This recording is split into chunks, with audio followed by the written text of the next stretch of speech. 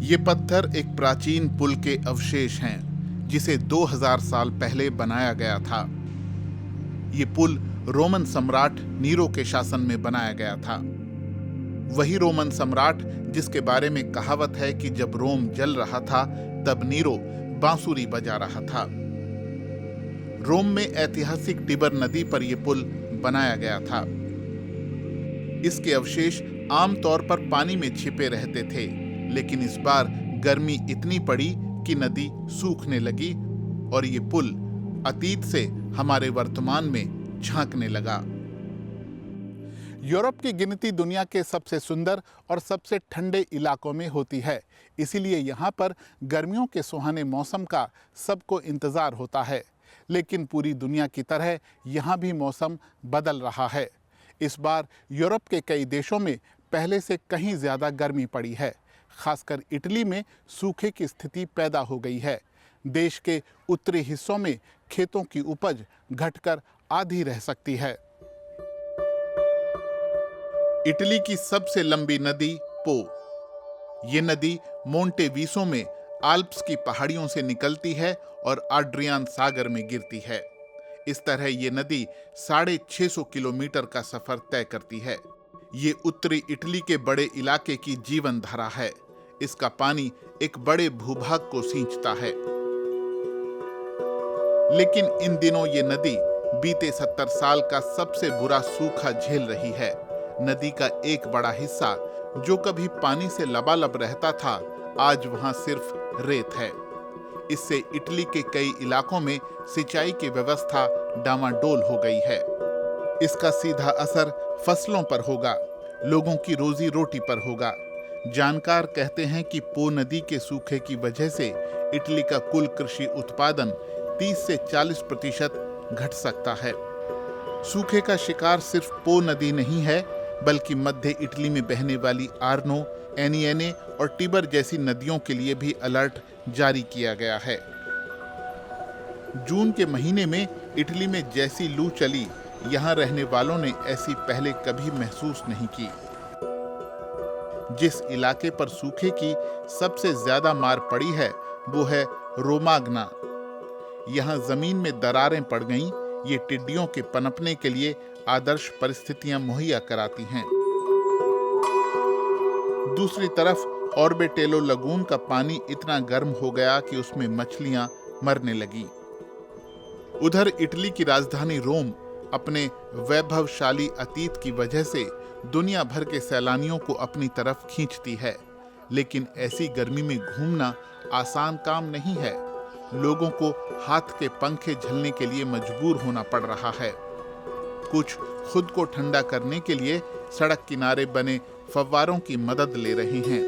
रोम के कुछ हिस्सों में तो पाइप से गार्डन में पानी देने या फिर स्विमिंग पूल को भरने पर रोक लगा दी गई है, ताकि पानी की कमी से निपटा जा सके।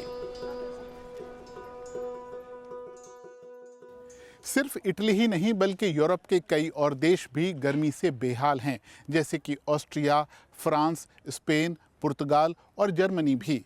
खासकर फ्रांस और स्पेन में बुरा हाल है, जहां तापमान 40 डिग्री को पार कर गया है।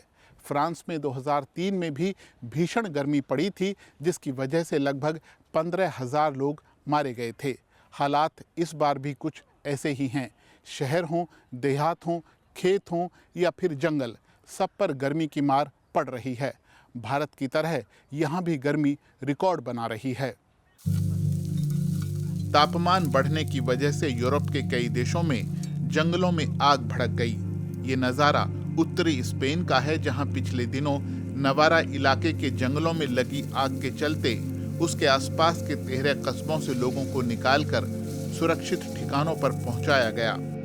आग इतनी व्यापक थी कि उस पर काबू पाने के लिए हेलीकॉप्टरों और विमानों का सहारा लिया गया। इस आग ने हजारों हेक्टेयर जंगल भस्म कर दिए।